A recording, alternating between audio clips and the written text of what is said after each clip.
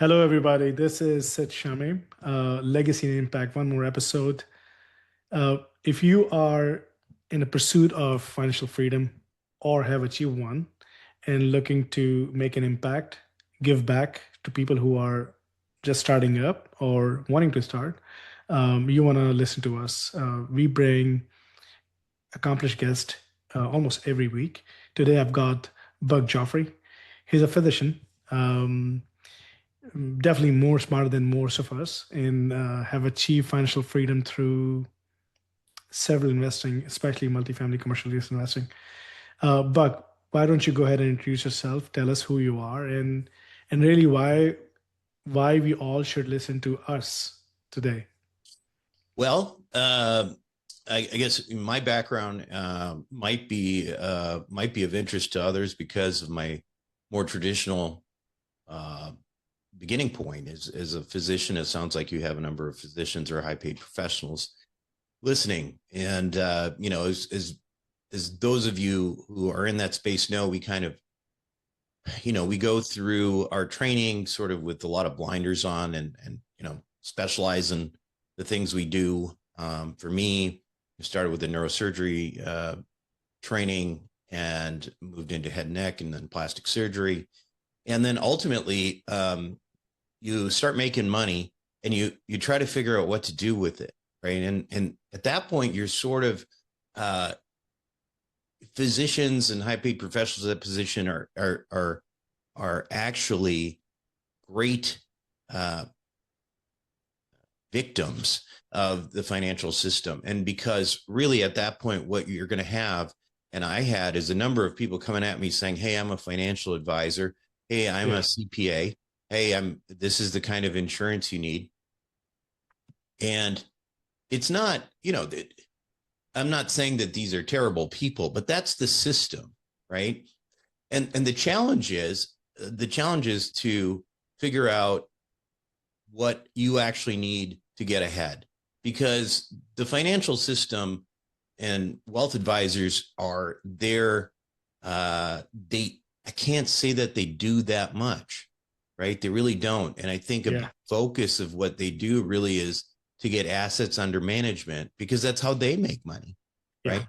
And again, Whether you make money or not, whether your yeah, portfolio going up or down, this will make money. that's right. That's right. And so when you have that realization, you need to start thinking differently about your money.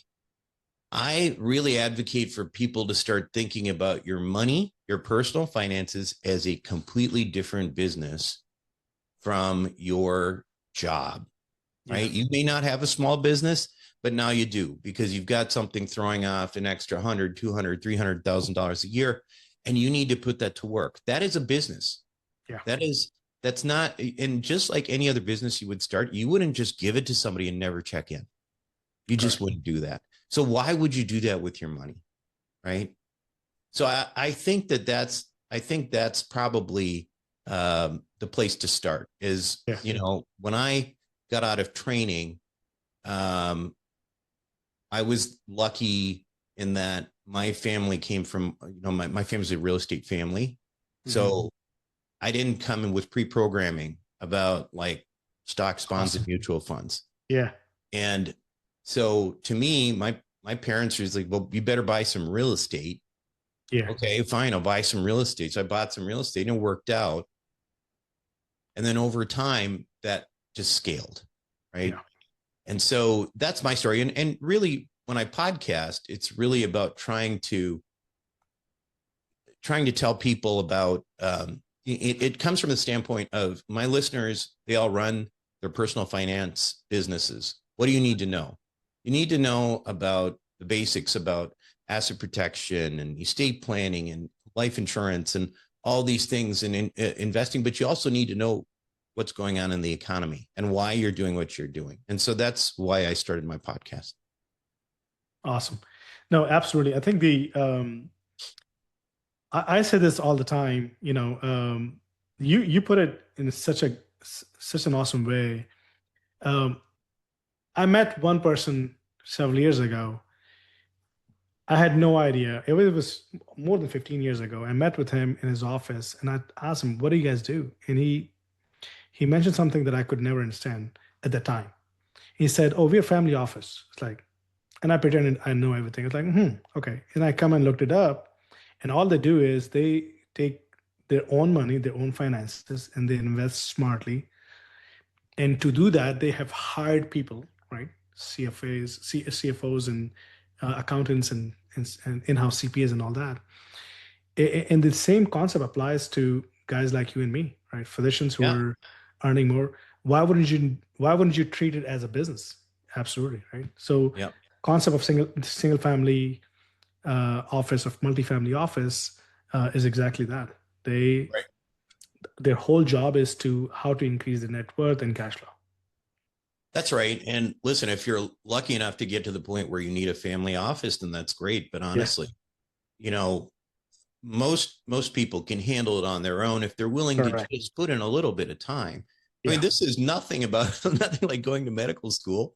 This is nothing like, going through your organic chemistry classes. This is yeah, stuff that you just learn once, and you try to get some updates, you try to pay attention, and you'll have a map for yourself. yeah. So that's why I always say you are the CEO of your own family, right? Right. And you said it right. That, like, why would you give it to somebody else and not check in? You got to do it Right. yourself. And more importantly, especially when you're a physician, we have a bunch of physicians in my family, and my wife is also one. We are the best clientele for IRS and all other service providers. And the number of emails, the number of contacts that we get from financial advisors and those things is it's absurd, right? Right. When you mentioned that you started in real estate, tell us a little bit more about when did you start in real estate? What was your first deal look like, and how did you get into it? Obviously, your family helped, but what was your experience? Well, it's funny because my dad's been in real estate for now, he's 80, 87, gosh, and he's still going. Yeah, he's a But veteran. yeah, Yeah. he's just a worker. He's nothing else going on, right? So, um, but for whatever reason, I thought I was too smart for him. Like after training, and I didn't really go to him for a lot of advice, but I Oh did, man. I tried to, I read some books. Okay. I Yeah. read right after training and I started making some money, read some books. I read Kenny McElroy's books and, Yeah. they're great books, ABC's of real estate, all that stuff. And I Yeah. learned all the terminology, cap rates and all that kind of stuff. Right. Yeah. And so then I just went and I went onto LoopNet and started to find things. Let's try to find something Hmm. with a high cap rate. I was living in the Chicago area and I found something that looked really appealing and all the numbers looked great. And I bought it and it was like the worst thing I ever did because, because, Yeah.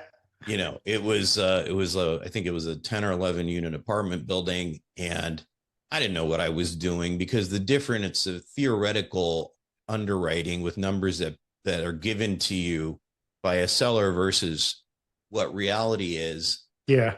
especially at, in a 10, 11 unit apartment. But it's hard to fake that when you have 300 units. Correct. But 10, 11 units, south side of Chicago, you can fake it. So I learned the hard way that there's more to this than just numbers, that there's more pounding the pavement, due diligence, and all sorts of different things that you need to do before you buy an apartment building. Now, for me though, okay, so I might have lost a few $100,000, but it's probably the best education I ever had Yeah. because I never made those mistakes again. And for the next, several acquisitions were extremely profitable, and they were profitable because I knew what I was doing, but I was lucky too. I mean, I was investing in certain parts of Chicago that all of a sudden took off. You never know when that's going to Yeah. happen. Get some Yeah. sense maybe, but and making 300-400% on my capital at exit just a few years ago. So that's how it went for me. Yeah. It didn't start out pretty, uh, but then you learn. It's like anything else, right? I mean, again, you go back to uh, surgery, and some surgeons say they don't have any complications. Well, they just haven't done enough surgery, right? They have, Yes. Absolutely. yeah. Yeah. So it's not like that. You're going to run into rough things, and that's how you learn. So Yeah. One of our very good close family friend is a surgeon, and he said something really interesting. He only looks at complicated cases because he's that kind of guy who uh, and he always said like the first year intern in surgery knows everything, and the 50 years experience of the surgery knows nothing, right? So right. that what he really meant is like it humbles you so much when you go through so many complications, Oh and gosh, yeah. you realize what makes money, what not. But one other thing you said very interesting. um sure, you lost some money on the first deal, but this was a real estate, right? Meaning you bought it for, let's say, $100, and I'm just throwing an example, and you couldn't figure it out. You sold it for 80. Sure, you lost $20. Right, But real estate, that's a big distinction what a lot of physicians do not understand.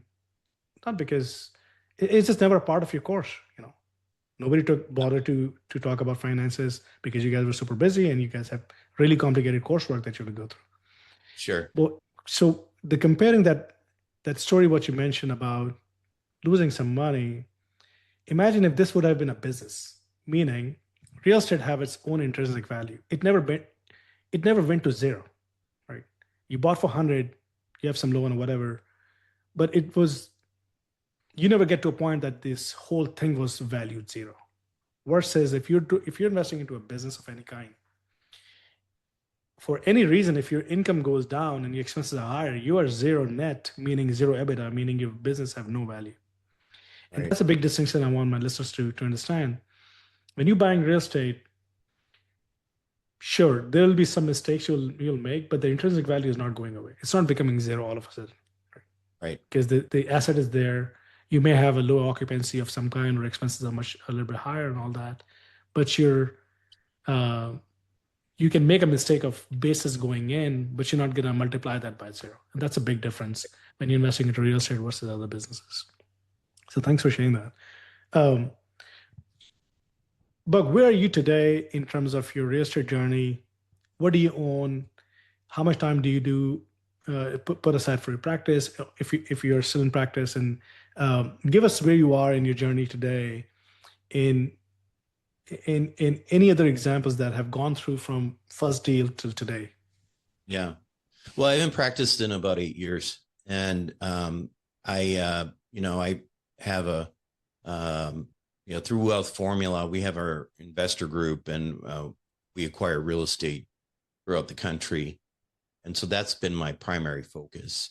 And so, to the extent that, where are we today? I mean, we're looking at a market right now that has been completely decimated because of interest rates.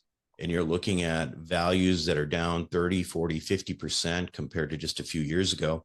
Yeah, So, my group, we are understanding this. And, as much as people can, be brave and buy in a market that's yeah, depressed, yeah, we're trying to do that because that's what you're supposed to do, right? You're not supposed to like go after all the property when there's froth in the market. You're supposed to wait until things are getting crushed like they did in the last few years, and that's when you buy. And yeah. so that's where our focus is right now. Awesome. And where are you located right now? I'm in Santa Barbara, Santa California. We Barbara. never buy in California. Yeah. Yeah. What are your target markets? I'm curious.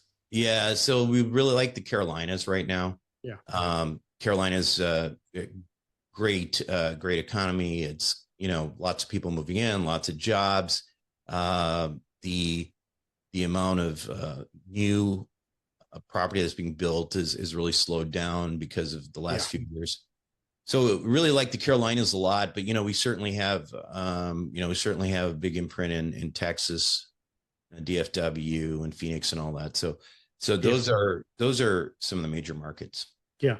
Um, the the asset class that you focus. Tell us a little bit more about that, our audience. What asset class do you focus in, and is it only multifamily, or are you also looking for any other assets? Well, multifamily is a big one. Another thing that I've gotten into with some experts in this area is aviation.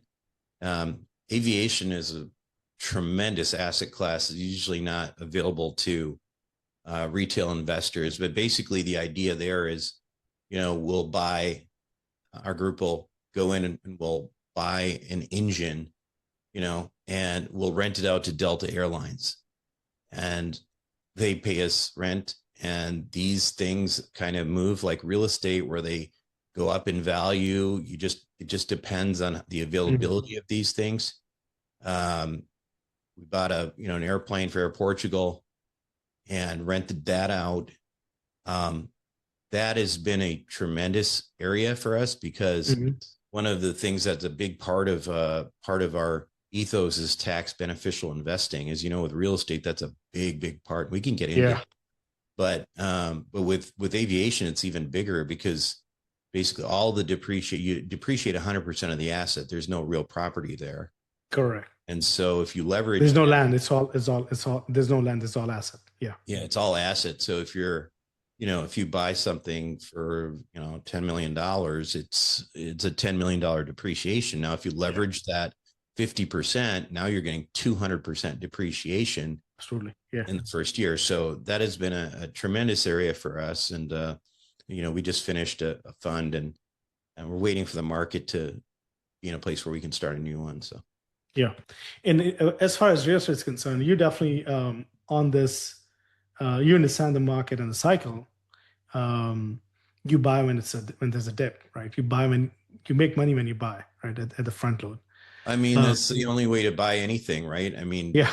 I think like right now, you look at the stock market and it's performed extremely well, but I mean, it's at all-time highs. I mean, and do you want to go in, 100% in all-time highs? I mean, it is a little nerve-wracking when the valuations are extremely high. Right now, valuations in real estate are extremely low. Yeah. And so, sometimes it's just a matter of intellectualizing what's actually happening rather than following the hype. Yeah, yeah. I'm happy to give you one exact concrete example. We own about 3,500 apartment complex between Houston, Dallas, and San Antonio. You know a bunch of people that we know as well.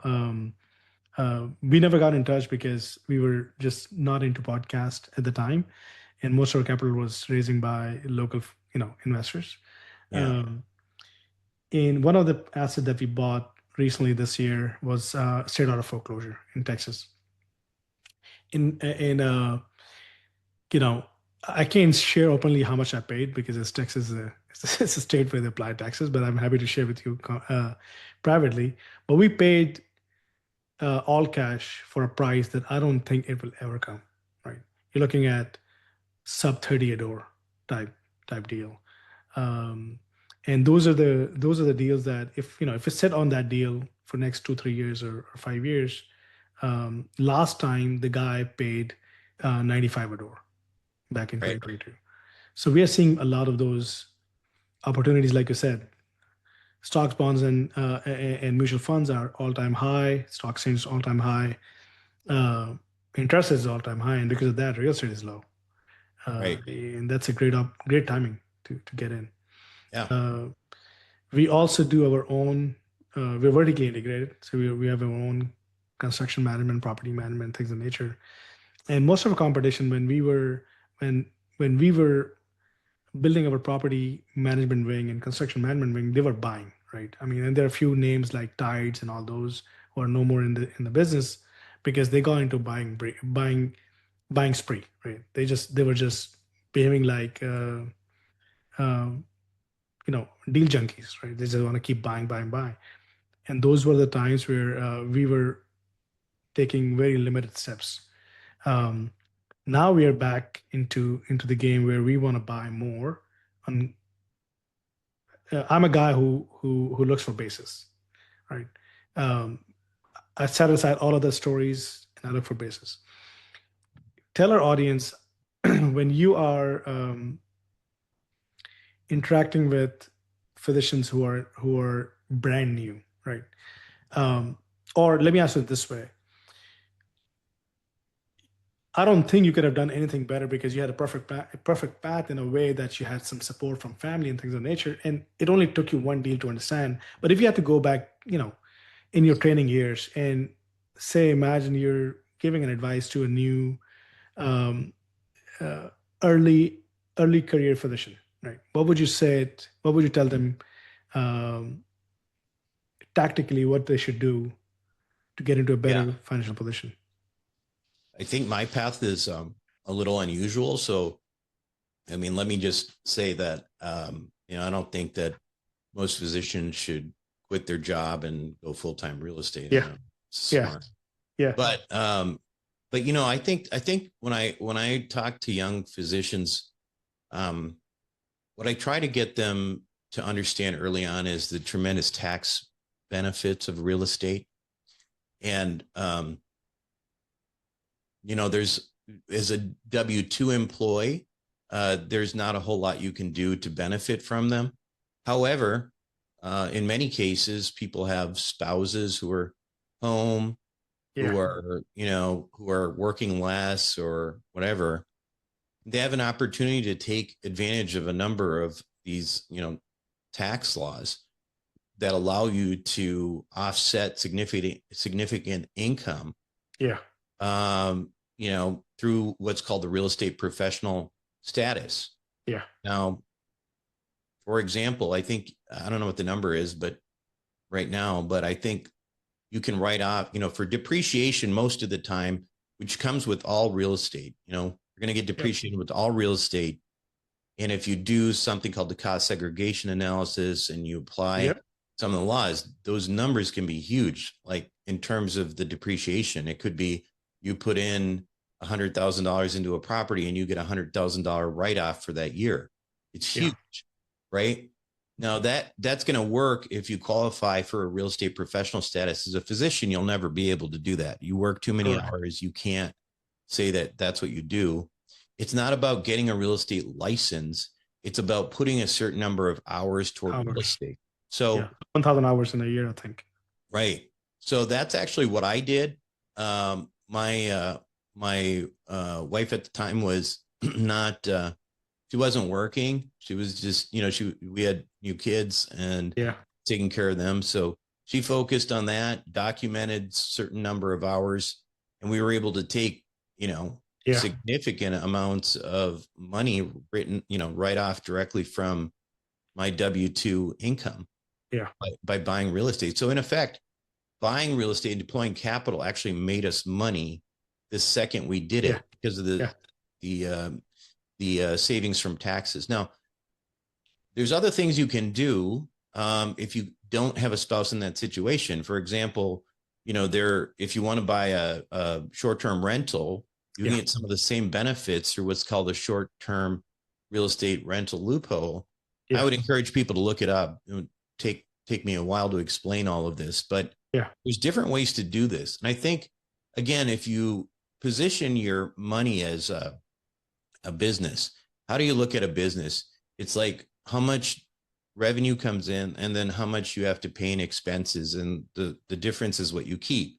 yeah. And the We biggest all expense is taxes. That's Income right. tax. Your Yeah, biggest expense for certainly for W-2 income people is taxes. So rather than just think, oh, I just need to make more money, that's great. But if you can save a lot on taxes. All of a sudden, you just gave yourself a big raise. So yeah. Absolutely, absolutely. 30% right away, or 40% in some cases. So I think, talking to young physicians, I think that's the thing that I hit first is that, like, real estate is not just about, oh, we're going to make money through real estate and it's just another investment class. It is its own set of rules on the tax side that it may make it extremely compelling. Correct. So, Yeah. No, absolutely. I think, and I'll just add one other thing in there. I think you gave a great advice. I think the fact that as a physician or as a high income earner, if you're not doing anything, you're literally doing a disservice, and your tax is never going to go down. So either you invest so well that you're actually making 80% on your money, and you pay 40% of taxes, and you're okay. I don't know a way to make 80% return every year, right? And if there's a way, it's probably not the legit way.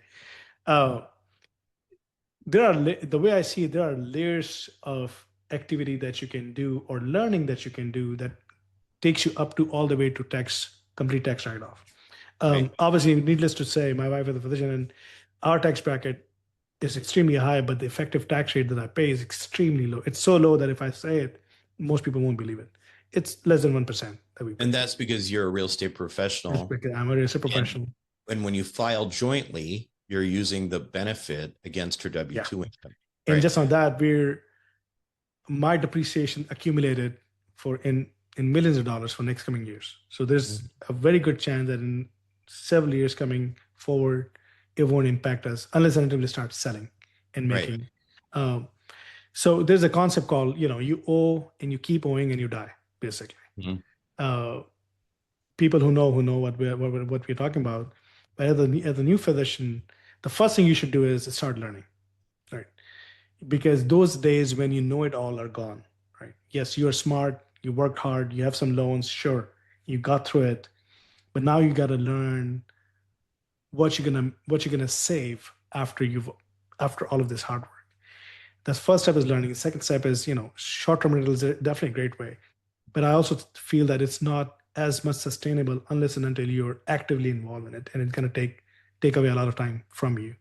And third way is, working with guys like you and me who are either doing syndications or funds, and that is more hands off. But you all have, in any of these levels, you got to learn what's happening, right? Right. So great advice, Joe. My last question to you is, how can people get in touch with you, Buck? Um, and tell us if you have a course or anything like that that people can enroll into. Yeah, if you go to wealthformula.com, there is a free course there. And it gives you some basics I think that are really useful, particularly for, estate planning, asset protection, all that kind of stuff. Really useful. And in addition to that, I think, my whole belief is that if you're going to go down this path of investing yourself, managing your own money, you have to understand what's going on in the economy as well. Yeah. So, for me, the podcast that I do, we certainly touch personal finance principles and introduce you to, individuals that can help, whether that's, my asset protection attorney or whatever. Yeah. However, we spend a lot of time talking about what's going on in the economy and macroeconomics because, there's a famous investor, Stan Druckenmiller, who people probably heard of. And he said the biggest mistake that investors make is thinking about their investments based on the way the economy is today Hmm. rather than the way the economy is going to be in 3 to 5 years. Absolutely. Yeah. And so that's what we're trying to do is we're trying to understand where the puck is headed, Yeah. rather than just, following it blindly right now. Because if you look right now and you say real estate is redheaded stepchild of the financial Yeah. markets Yeah. because it's been depressed. Well, that's right, it is. But what happens? These things are all cyclical. Yeah. And why do we think that real estate is going to go up in value over the next 3 to 5 years, potentially very, precipitously? Yeah. Those are the kinds of questions that we try to answer on Wealth Formula podcast. So Awesome. Awesome. Wealth Formula podcast. All right. Buck, thanks a lot for your time. I keep it for about 20-25 minutes. We definitely went over our time. I truly respect the time that you took out, and hopefully some of our audience will connect with you and gain some wisdom yeah, over the years great. that you've collected. Awesome. Thank you. Thank you. Appreciate it. Okay. Let me stop. Bye.